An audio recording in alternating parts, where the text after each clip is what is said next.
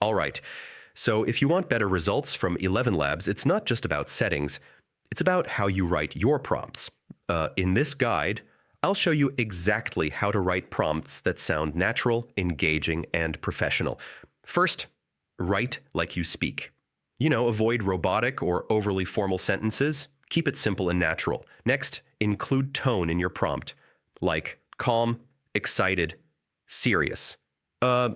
This helps the AI understand how the voice should sound. Commas, periods, and line breaks, yeah, these are your best tools for controlling pauses and pacing.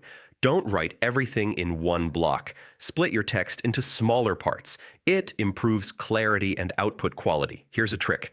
Capitalize or slightly rephrase important words to add emphasis. It can subtly change how the voice sounds. Don't rely on one prompt.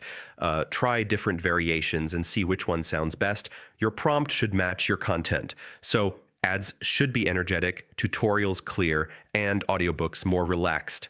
Finally, tweak your wording after listening. Yeah, small edits can make your voice sound way more natural. And yeah, that's how you write better prompts for ElevenLabs. Once you get this right, your voiceovers will sound on a whole different level.